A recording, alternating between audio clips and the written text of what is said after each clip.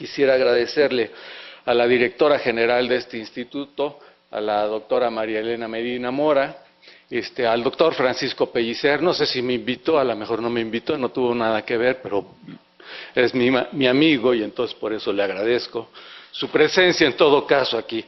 Y a todos ustedes, cuando al final presento una imagen de mis colaboradores o amigos más cercanos al laboratorio, y de repente veo este auditorio y me paseo en los pasillos, me doy cuenta que me faltaron muchas gentes en esa fotografía y mis agradecimientos se quedan cortos con la fotografía.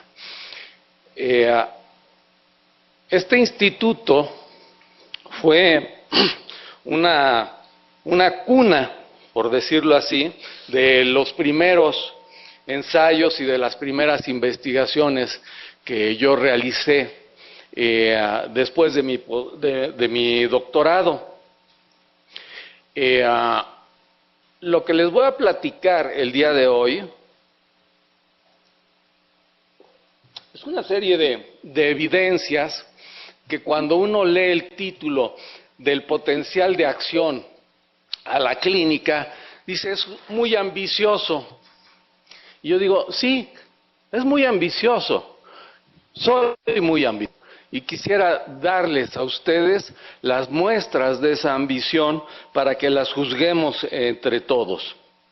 Voy a referirme al dolor experimental, y finalmente terminaré en el dolor de la clínica, el dolor clínico de pacientes con dolor. Y lo primero que me gustaría hacer es les voy a decir cuál es el plan de esta presentación. Primero voy a dar algunos datos muy breves, muy básicos sobre el sistema somatosensorial, y después voy a ir profundizando en las diferentes técnicas que hemos empleado con una hormona que es la oxitocina. Ustedes dirán, la oxitocina, eso sirve para facilitar, favorecer las contracciones uterinas cuando la mujer está a punto de tener un producto nuevo.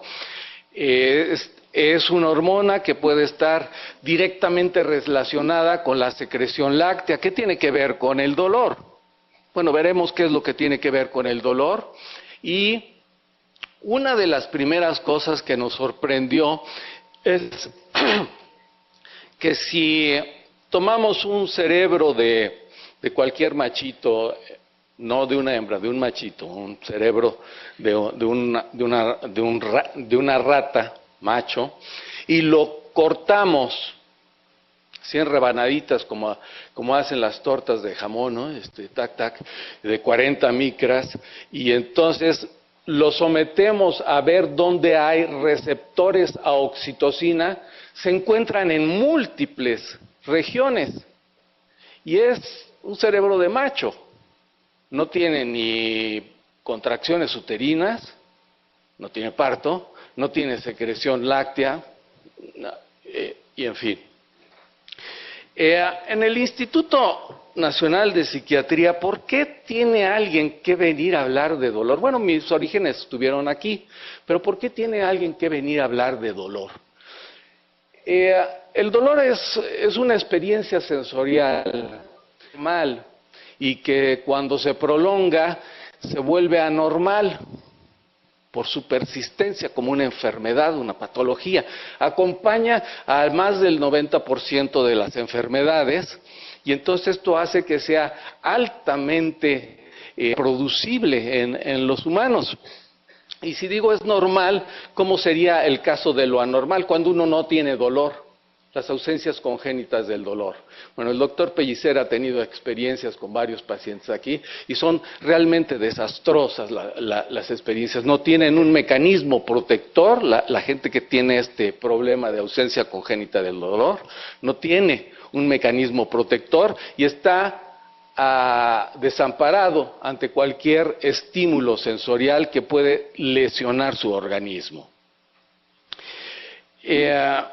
Primeramente quisiera poner darles una breve síntesis de cómo se puede uno aproximar al estudio del sistema nervioso central. Esta es una gráfica tomada de un libro del Candel y vemos que hay desde iones, puede uno estudiar los iones, las partes de los genes, moléculas, canales iónicos, células, núcleos, sistemas motores, sensoriales, etcétera, interacciones entre sistemas, conducta social, conducta individual, grupos étnicos, razas que tienen diferentes características y efectos que sobre nosotros tienen varias variantes en el universo.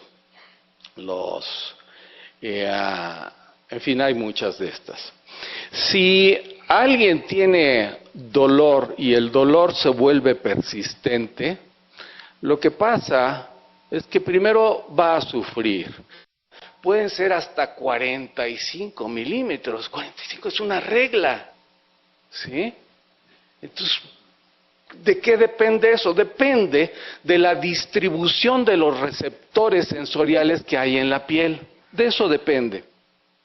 Y esa distribución es muy característica y se representa en la corteza cerebral no por cantidad de tejido corporal, se representa cantidad de receptores. Una región muy inervada son las manos. La representación en la corteza cerebral es muy grande porque las manos tienen muchos receptores. El tejido peribucal es muy grande porque también tiene muchos receptores y en la corteza cerebral se ve representada de manera grande. Bueno, en la médula espinal, que es este esquema del lado derecho, tiene las raíces dorsales sensitivas y luego las motoras entran de una manera organizada y eso hace que el cuerpo humano tenga una topografía muy fina y eso permite hacer un análisis de dónde existe eventualmente una lesión a lo largo de la médula espinal que deja sin sensibilidad una parte del cuerpo. Los receptores sensoriales llegan a estas líneas, a estos núcleos, a esas raíces dorsales, llegan ahí y pueden subir clásicamente por dos vías. La columna dorsal del lemnisco medio, llega después al tálamo y a la corteza. Y hay otra que llega a la médula espinal, cruza al lado contralateral y luego subirá al tálamo. Indudablemente dejan muchas colaterales para llegar hasta el tálamo y luego en su camino a la corteza cerebral. Esto hace que clásicamente tengamos una vía que es para los estímulos mecánicos, otra para los térmicos y dolorosos, y al final me voy a referir a estas dos vías porque son parte de lo que hemos estudiado. Cuando estas vías en su camino son activadas y en su camino que llevan la información al sistema nervioso más superior, a los niveles corticales o cerebrales, van dejando colaterales y estas colaterales van quedándose en diferentes lugares y en algunos de esos lugares activan a neuronas que van a ejercer un efecto de inhibición. ¿Por qué una inhibición? Porque es un mecanismo homeostático en donde la inhibición va a venir y va a reflejarse en los primeros segmentos de la médula espinal. Ahí va a ser el primer lugar donde puede haber una inhibición. Entonces, para estudiar estos mecanismos, ¿sí?, usamos electrodos que son muy finos y registran la actividad eléctrica del sistema nervioso. Y lo primero que quisiera yo enseñarles es esto. Esta es la primera imagen y lo que van a ustedes oír son potenciales de acción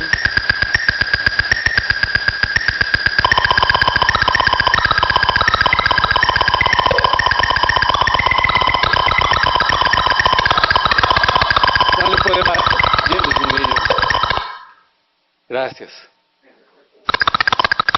Ok. ¿Sí? Son potenciales de acción, son cambios eléctricos, ¿sí? Que nosotros los amplificamos varios miles de veces para que nuestros potentes aparatos puedan guardarlos, almacenarlos, digitalizarlos y los podamos reproducir en otras ocasiones. Se los voy a pasar porque a mí me gusta mucho, es la música de las neuronas. ¿Ya le bajaron al sonido? Ok, ahí va. Esta es una célula. Los diferentes tonos, esa es otra. Una tercera. Y las intensidades reflejan la cercanía del electrodo a la célula y por eso se oyen diferentes. ¿Sí? Pero eso es lo que nosotros utilizamos este sonido, muchas veces utilizamos este sonido porque nos permite estar nos permite estar haciendo otras cosas, manipulando el animal, bajando el microelectrodo, etcétera, y no necesariamente estar viendo una pantalla, ¿hubo un potencial de acción o no hubo un potencial de acción? Sí hubo el potencial de acción porque lo oímos, debe de estar registrado en algún lado. Entonces, esos son los potenciales de acción, esa es la actividad que nosotros utilizamos, es la primera que vamos a estar midiendo y como yo les decía, hay unas vías que son descendentes y hemos estado estudiando una de ellas, que es del núcleo paraventricular del hipotálamo, ¿sí? Tiene una vía descendente que llega a la médula espinal, a los primeros a las capas más dorsales, que es justamente a donde llega la información sensorial. Entonces dijimos, ¿qué es lo que hace esa oxitocina ahí? Debe de estar haciendo un fenómeno de modulación o algo, vamos a empezar a estudiar. Ya teníamos algunas evidencias de esto y entonces empezamos con nuestros registros. Empezamos por la parte A, son una línea que señala los momentos en que se aplica un estímulo eléctrico. Usamos ratitas anestesiadas, profundamente anestesiadas, ¿sí? Están anestesiadas, les mantenemos la respiración con respiración artificial, es una anestesia gaseosa, les mantenemos la temperatura, escuchamos la frecuencia cardíaca, tenemos varios controles sobre ellos y cuando encontramos una célula en la médula espinal, buscamos el campo receptivo periférico. Esto quiere decir, exploramos en qué región de la piel se activa esa neurona. Muchas veces es un pelo, un vello, ¿sí? Muchas veces es un dedo, 2 dedos, en fin. Entonces, cuando estimulamos, vemos estas activaciones y si agrandamos uno de estos trazos, lo que vemos es que hay una descarga inicial, un silencio, luego otras potenciales de acción, estos son los potenciales de acción, estos son 100 milisegundos, se darán cuenta que de aquí a aquí debe de haber como 800 milisegundos, y hacemos con esto, construimos que cada línea se vuelva un punto, porque es más fácil condensarlos y nos permite contarlos, y entonces tenemos aquí una cuenta, y vemos con un histograma periestímulo, la activación producida en esa célula por diferentes fibras de tipo A delta que conducen información táctil, fibras A delta y C que conducen información de dolor y la postdescarga que es una actividad asociada a la estructura en donde estamos registrando. Este es otro simulador, es un simulador de un experimento en donde tenemos aquí se daban los estímulos en la parte de arriba y tenemos unas respuestas, estimulamos el núcleo paraventricular, es esta parte de aquí, se mete un artefacto, pues es un estímulo eléctrico, y luego vemos las respuestas. Vamos a escucharlas porque esto es lo que me interesa.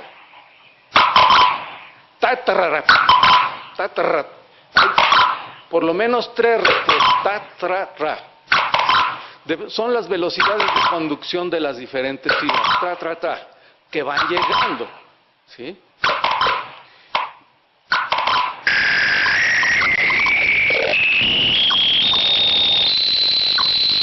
desfasamiento de mi señal y de este cursor. Ahora vamos a escuchar cómo se oye. Ya se fue demasiado bajo.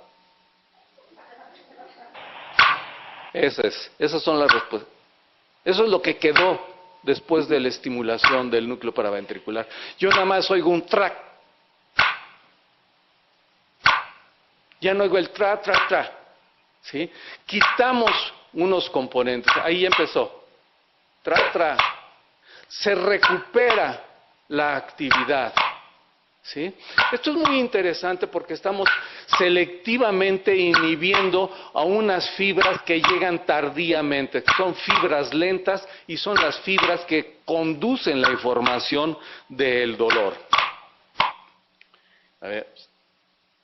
Ok. Esto es una parte de esos trazos en donde oiremos tra, tra, tra. Está desfasado Oímos tra, tra, tra, pero ya podemos ver los diferentes componentes de la respuesta. Y aquí es lo que nos quedó después de la estimulación del paraventricular. Trac, trac. Nada más tenemos eso y ya no tenemos esta parte de la respuesta tardía. Eso es lo que nos quitamos con la estimulación del paraventricular.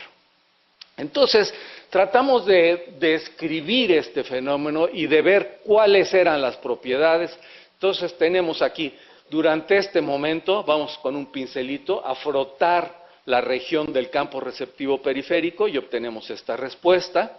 ¿Sí? Estimulamos el núcleo paraventricular aquí y volvemos a estimular con el pincelito otra vez y otra vez. Y tenemos aquí los histogramas de las respuestas. Son muy semejantes.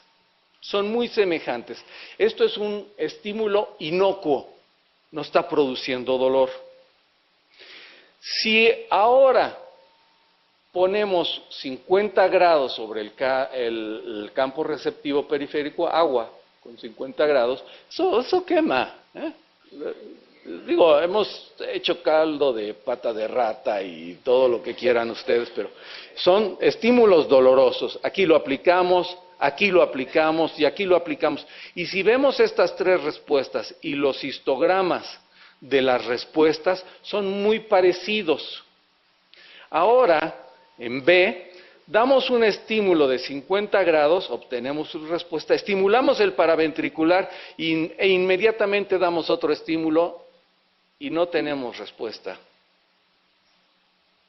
Damos un estímulo y tenemos una respuesta muy pequeña y estamos ya hablando de que casi 60 segundos nos bloqueó la respuesta, una estimulación de 6 segundos del núcleo paraventricular.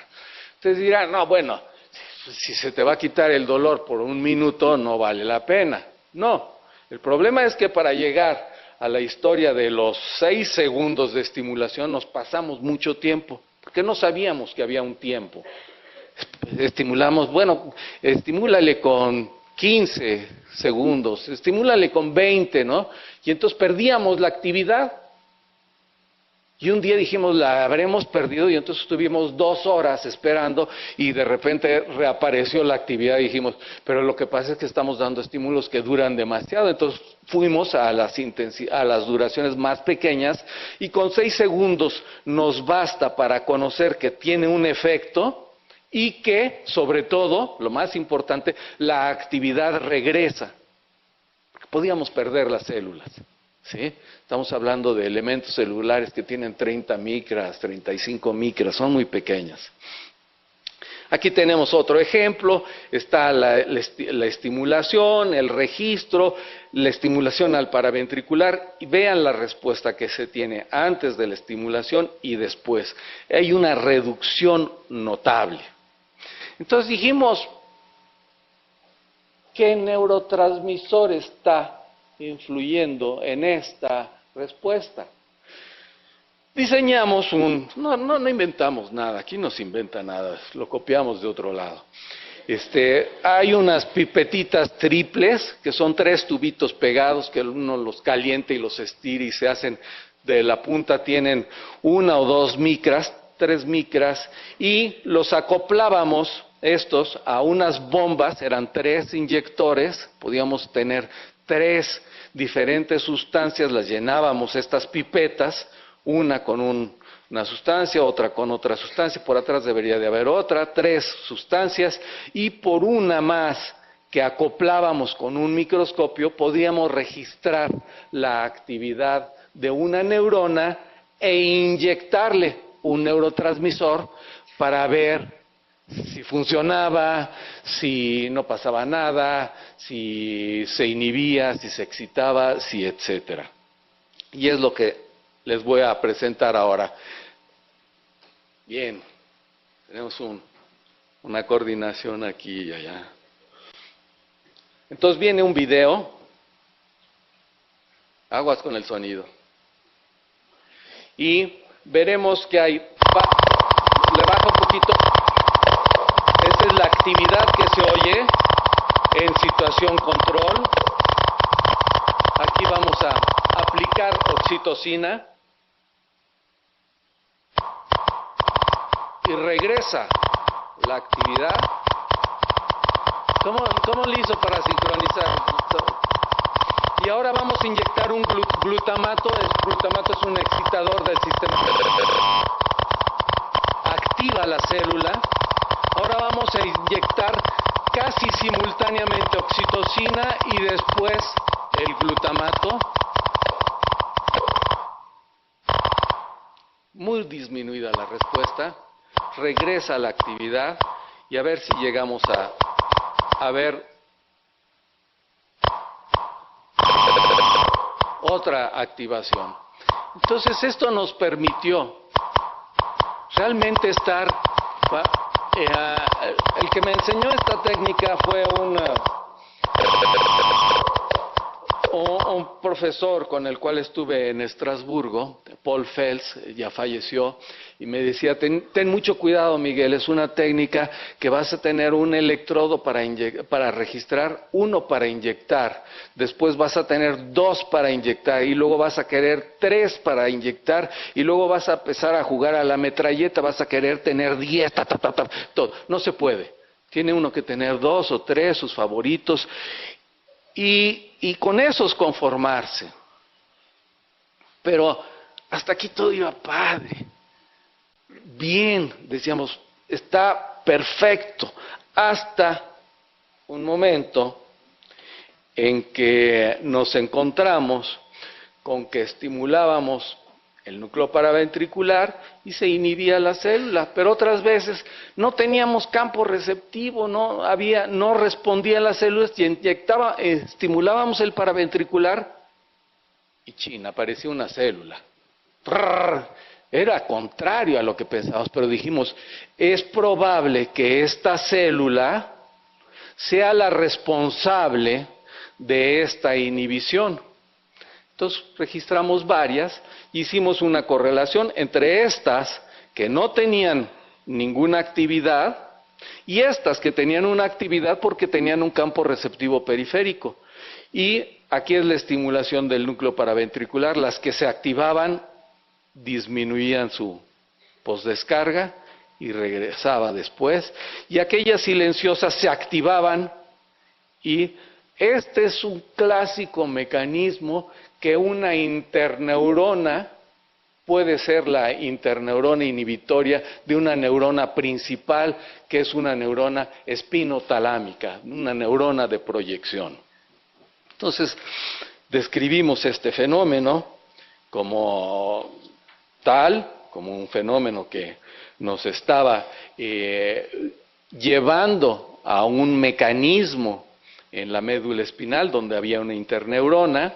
Aquí está el control, estimulamos, se activa esa célula y aquí está el histograma de que se activaba y entonces poníamos el antagonista específico de la oxitocina. A ver si es con oxitocina, ¿no? Y entonces desaparecía la respuesta de esta célula. Entonces son neuronas, interneuronas, que son activadas por oxitocina y seguramente usan otro neuromediador, otro neuromodulador, otro neurotransmisor para inhibir a las neuronas principales. Y aquí dijimos, bueno, siempre nos ha gustado ser integrativos en nuestro conocimiento y buscar una relación. ¿Por qué se cambia sola? Buscar una relación entre lo que es la estructura y lo que es la función. Entonces decidimos aquí, y aquí tengo que reconocer la astucia y lo audaz y lo fino y su gran ayuda de la doctora Guadalupe Martínez Lorenzana para estos experimentos en donde inyectábamos un trazador en el núcleo ventral posterolateral del tálamo, que es a donde llega una parte de la información, y otra al núcleo gracilis, otro trazador, y en la médula espinal podíamos registrar neuronas y después sacrificábamos al animal y veíamos si la neurona que habíamos registrado tenía uno u otro trazador y sabíamos que era una neurona principal que proyectaba, porque estos trazadores, al inyectarlos en estas regiones, son recogidos por las terminales axónicas y llenan a las neuronas de la médula espinal. Entonces, aquí vemos una micrografía, este es en el tallo, este es el depósito del azul verdadero, y aquí vemos un trazado que viene del núcleo talámico, del ventral posteromedial, que se marcó el núcleo cuneatus. Bueno, esta es una célula la cual registramos y con microscopía confocal, ¿sí? Vemos aquí que esta tiene un azul, esta otra tiene un azul, pero tiene un blanco. Ese blanco es amarillo de Lucifer, es un colorante que utilizamos en la pipeta de registro. O sea, teníamos una neurona, la registrábamos y la inyectábamos. Y después veíamos si esa neurona, primero, si podíamos encontrar a la neurona. Y después, si la encontrábamos, si proyectaba al núcleo gracilis o al tálamo. De tal suerte que aquí tenemos este video, en donde se gira y algo hago mal yo aquí.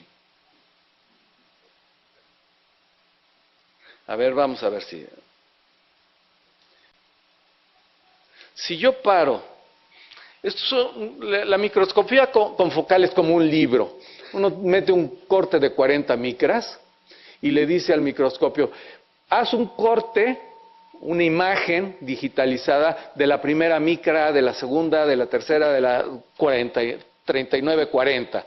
Y ahora tienes todas y los tiene así y las puede uno voltear de canto, de manera tal que yo veo que el colorante está en medio de la célula. Eso me permite decir que sí, efectivamente esa célula fue inyectada. Podría ser un artefacto.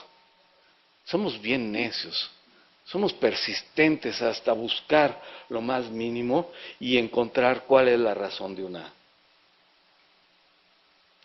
Bueno, la siguiente, ¿no? Ok, es este.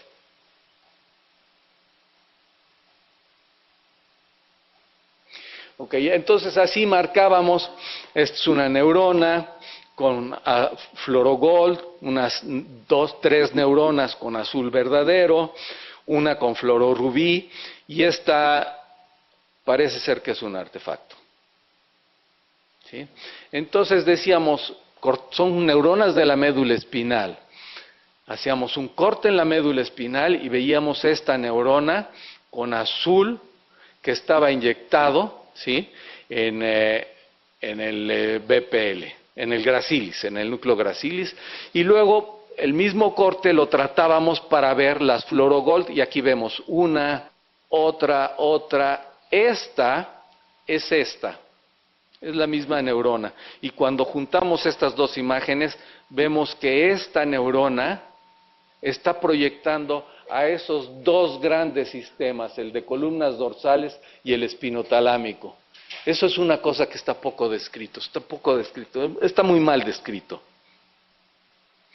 Entonces, veíamos estas células, estas otras, las contamos, ya saben cómo son, hay que contarlas, hay que ver su distribución en los segmentos, hay que graficarlas como son las ipsilaterales, hay más, y luego hay una gran cantidad de componente que proyecta a ambos lados, y entonces nos preguntamos, ¿para qué pueden servir estas neuronas? Aquí tenemos otras neuronas que está con Fluorogold. Hacemos una técnica que nos enseñaba la doctora Patricia de Gortari, que es el CIFOS, es un protoncógeno temprano, que uno estimula una región y las regiones que están asociadas con esa estructura en el sistema nervioso se prenden y aparece este gen protoncógeno, ¿no? Muy temprano, en unos cuantos minutos, decenas de minutos, unas horas. Y entonces teníamos esta célula con Fluorogold, estimulábamos el núcleo paraventricular y veíamos que también tenía CIFOS y era marcada por los dos, pero además tenía azul verdadero y era todo. Esta neurona tiene azul verdadero, tiene el Fluorogold, es decir, proyecta a los dos sistemas, a los dos grandes sistemas que llevan la información hasta estructuras supramedulares, y además se activa por el CIFOS.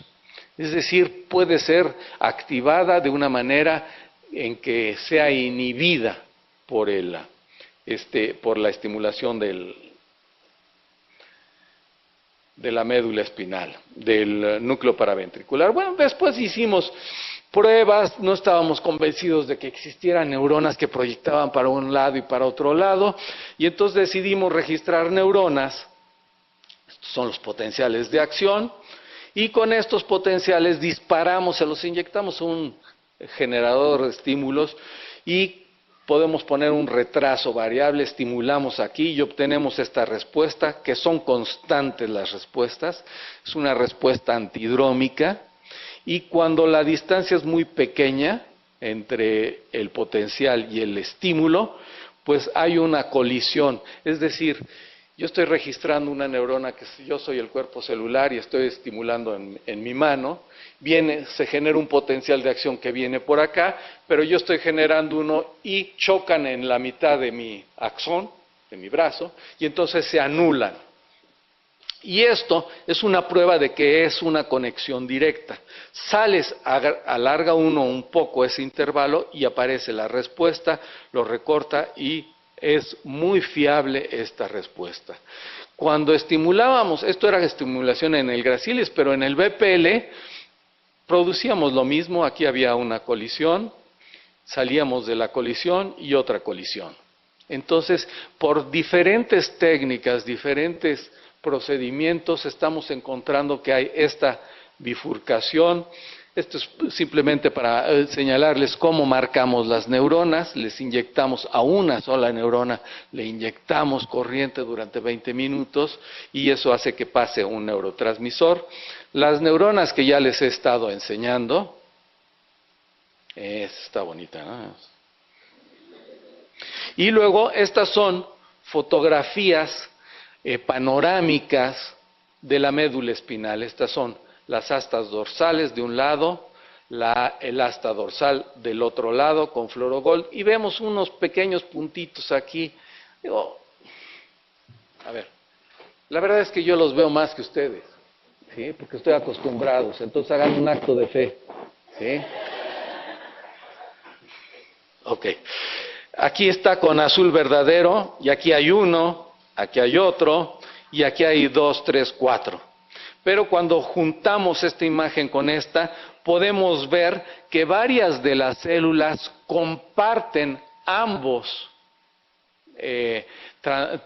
marcadores retrógrados y que están en ambos lados de la médula espinal. Esto es más complejo, ¿sí? Estos son con Fluorogold, una neurona, con azul verdadero, con fluorogold y con fluorogold y azul verdadero, con las dos. Esta es una neurona con azul verdadero, con fluororubí, aquí está esta, pero aquí hay otras. Y aquí esta, que es esta, esa es doble. Después utilizamos fluorogold y fluororubí, pero en microscopía confocal, y entonces vemos un grupo de células, pero aquí vemos 1, 2, 3. Son esta, esta y esta. Solamente estas tres son dobles. Este grupito de células de acá no es doble. O sea, no son todas, no son todas. Y esto es otra técnica con la inmunohistoquímica para el fluorogold, ¿sí? En donde tenemos esta neurona que es azul, que es esta, pero aparecen estas tres que no son positivas al doble marcaje. Estas son, con microscopía confocal, podemos ver un grupito de células en esta zona, del otro lado. Aquí están estos son con azul verdadero, con fluorogold y azul verdadero y fluorogold. De todas las maneras, lo que les quiero transmitir, de todas las maneras que hemos estado buscando, encontramos que hay neuronas que son bifurcadas porque proyectan a los dos lugares, y que son bilaterales, que se encuentran en ambos lados de la médula espinal. ¿Y qué hacen? ¿Qué hacen? Sí, esa es la pregunta, ¿qué hacen? ¿Para qué sirven? Y uno nada más puede aprender y generar o tratar de generar conocimiento cuando uno tiene un marco de referencia, tiene algo parecido en otra cosa. ¿Sí? Y dice, pues se parece al sistema auditivo. ¿Por qué al sistema auditivo? Pues porque tengo que dar clases de neurofisiología de los sistemas sensoriales, y entonces me aprendí el sistema auditivo, y pues también hay unas neuronas que codifican para los ambos lados. Ok, experimento.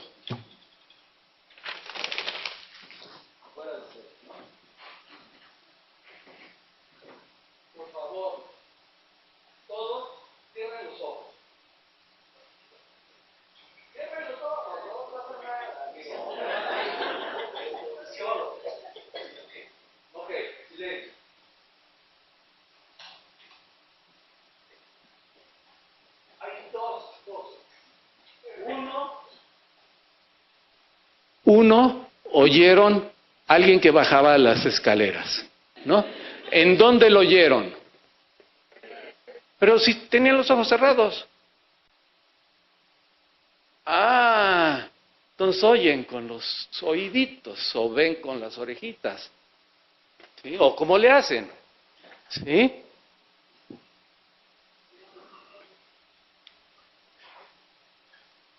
En el sistema auditivo, en el tallo, hay un núcleo superior de la oliva en donde llegan las aferencias auditivas.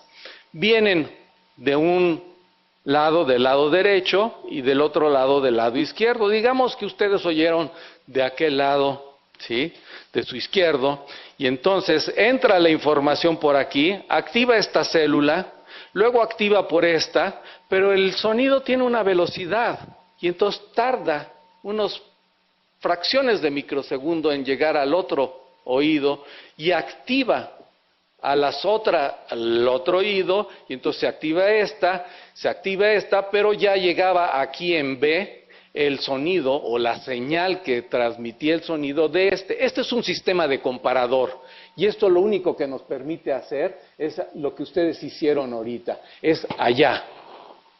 Hubo ese, y ¿oyeron un papelito? ¿Y dónde cayó? Pudieron distinguir dos fenómenos porque tienen una serie de codificadores que van de la parte exterior a la línea media. Ok, entonces, esta está bonita, van a ver luego. Entonces, nosotros pensamos que tenemos un núcleo gracilis y un BPL. Ok, que hay uno que llega aquí y otro que llega acá. Si la información llega a este primero, va a llegar a uno y a otro, pero va a llegar con una diferencia de tiempo, ¿sí? Y eso nos va a permitir localizar a qué lado está siendo un estímulo cuando se da en la superficie corporal. Estos son los sitios, esto es una médula espinal y, a ver, un paréntesis histórico. ¿Sí? El doctor Fernández Guardiola, que inauguró la división de neurociencias de este instituto en los años 50, en los años 50 no lo inauguró, ¿no? En los años 50 describió una técnica que era cortar una rebanadita de tejido y meterla en una ampliadora, ¿sí? Y proyectarlo como si fuera un papel fotográfico. Únicamente se estaba valiendo de que hay partes en la estructura del sistema nervioso que son más opacas y otras más translúcidas.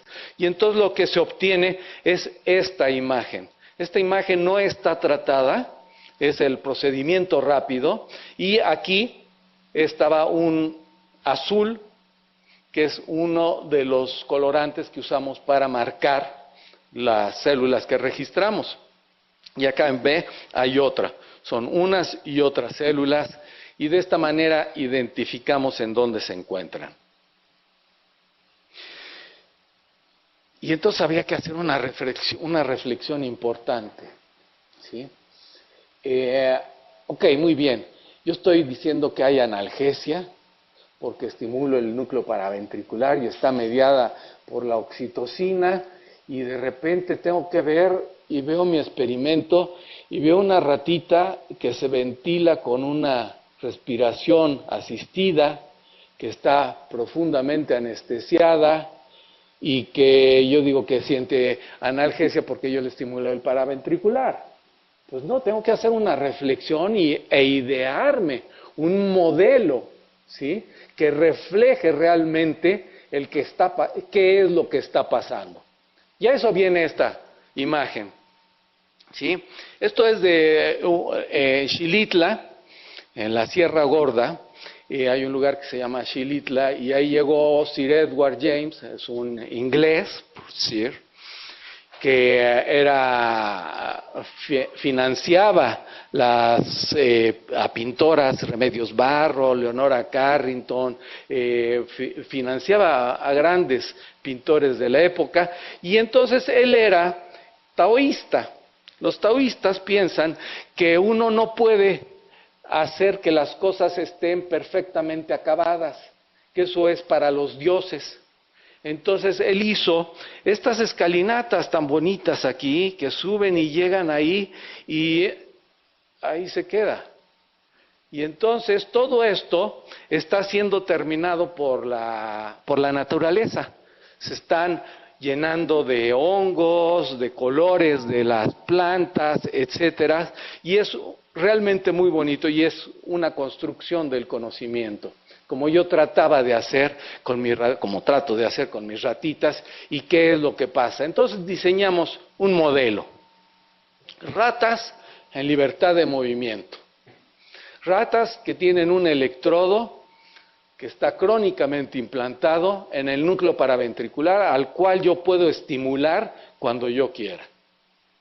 Pero además, por aquí abajo atrás de la cabeza hay un foramen que se llama atlante occipital, por donde uno puede abrir, es una ventanita, ¿sí?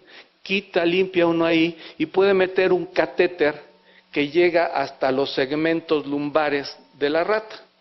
Entonces tiene una ratita que tiene un catéter, es este catéter,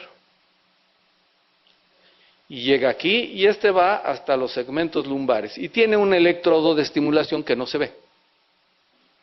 Y yo este animal, ¿sí?, tiene un proceso de dolor, ¿sí?, y puedo ponerle con unos filamentos de von Frey, ¿sí?, picarle las patitas, ¿sí? Entonces cuando les pica uno las patitas, la ratita hace ¡pac!, ¿sí?, así. Levanta la patita, o simplemente sigue porque es el filamento que le está elevando la patita. Cuando les duele, quitan la pata. ¿Sí? Pues si no les duele, ni se enteran. Uno les picotea ahí y no pasa nada. ¿Sí?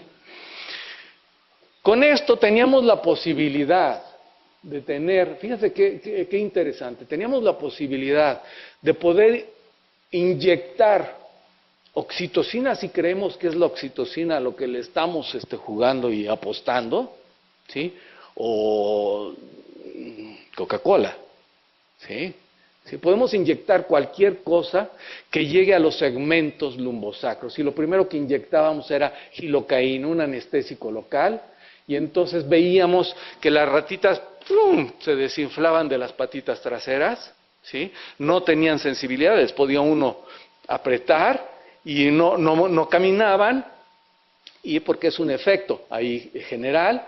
Y entonces eso nos decía si era simétrica la inyección o no, que eso era lo que queríamos ver, porque estamos metiendo un catéter a ciegas, entonces queríamos ver que la inyección fuera bilateral, ¿sí? Y estas eran bilaterales. Los experimentos que les voy a relatar son de ratitas que tenían este bilateral. Pareciera que es muy complejo, nada más quiero que vean esta tabla, ¿sí? Y esta tabla. Hacíamos una ligadura del nervio ciático, una ligadura floja del nervio ciático, y dejábamos 3 días a la ratita, se reponía, y entonces hacíamos en el día 4 un control, en el día 6 un control, en el día 8 un control, en el día 12, 13 días de controles, y entonces veíamos cómo iban aumentando las respuestas. ¿Por qué? Porque empiezan a tener alodinia, ¿sí? Y esos estímulos no dolorosos les producen dolor e hiperalgesia, estímulos que duelen, generan unas reacciones exageradas, ¿sí? Tenían eso estas ratitas y eso es lo que se muestra en esta gráfica. Y cuando ya obteníamos que llegaban al máximo de respuestas, estimulábamos el paraventricular y las respuestas disminuíamos. Hacíamos un control y regresábamos días después. Entonces administrábamos días después oxitocina y las respuestas disminuían. Control, el antagonista a oxitocina le metíamos por la canulita y estimulábamos el núcleo paraventricular y entonces bloqueábamos el efecto. ¿Por qué? Porque los receptores estaban bloqueados por el antagonista. Otro control, paraventricular, control, naloxona y paraventricular, no veíamos un gran efecto, control paraventricular. Este experimento nos señala que es efectivamente la oxitocina y que se bloquea por la administración del antagonista, la responsable de ese bloqueo de las respuestas que les he estado hablando durante media hora más.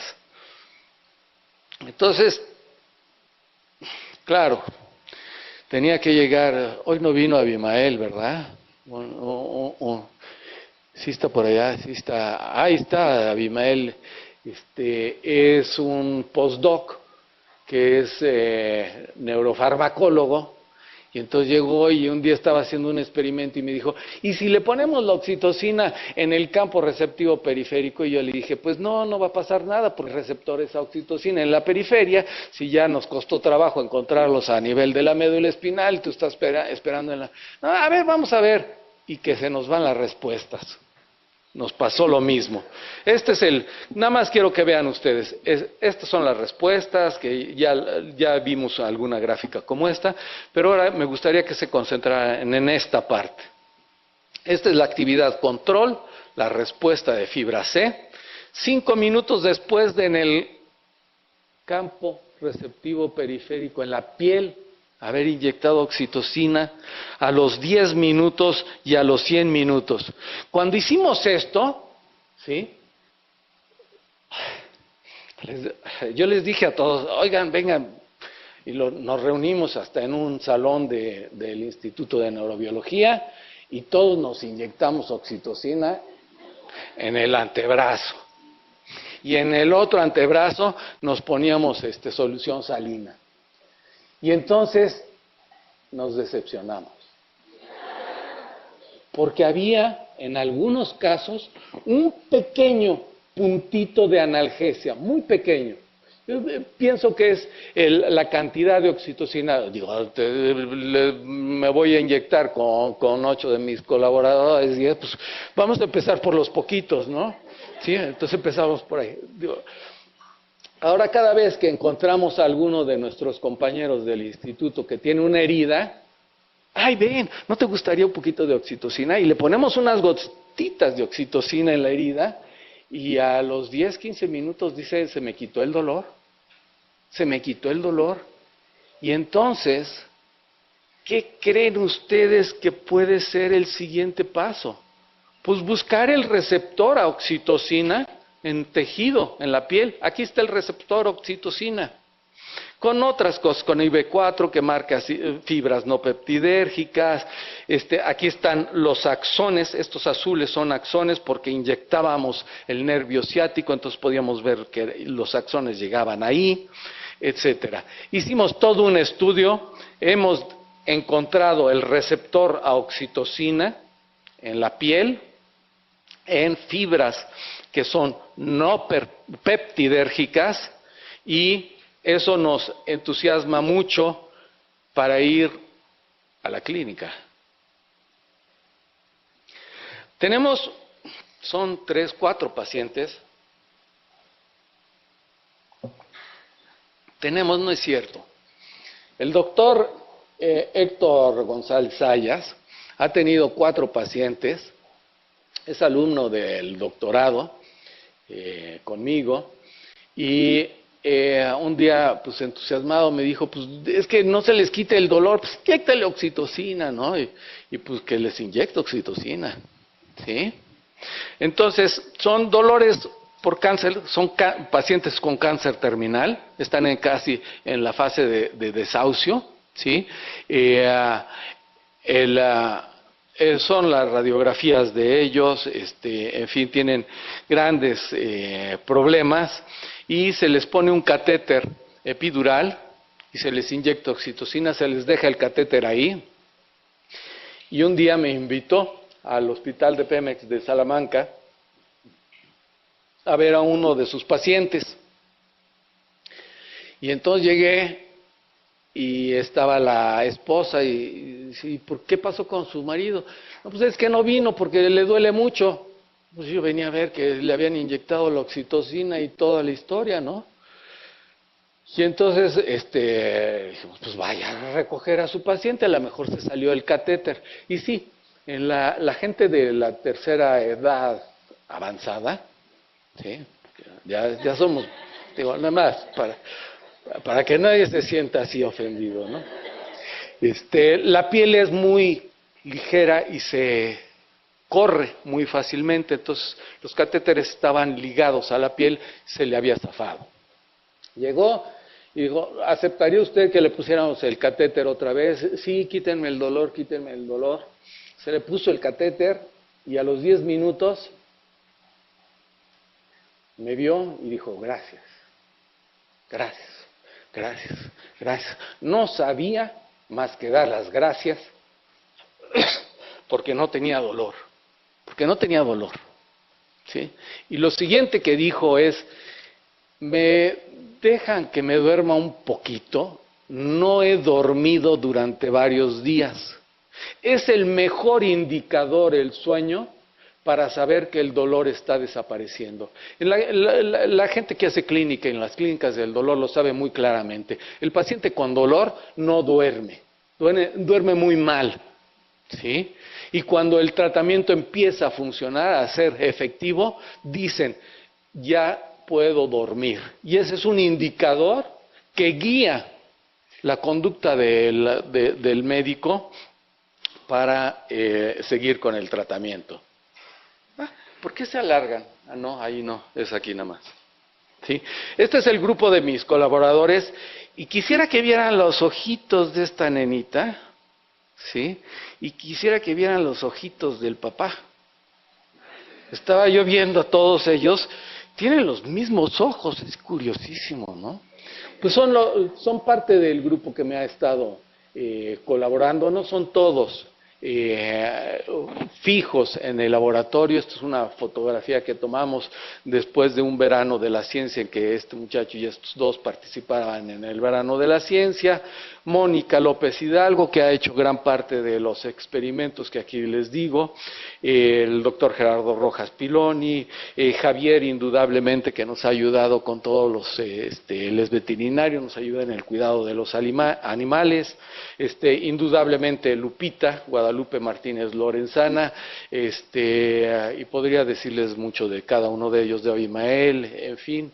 Y solo me queda darles las gracias por su paciencia. Espero que no tengan otitis después de los sonidos extravagantes y muy amables por su presencia.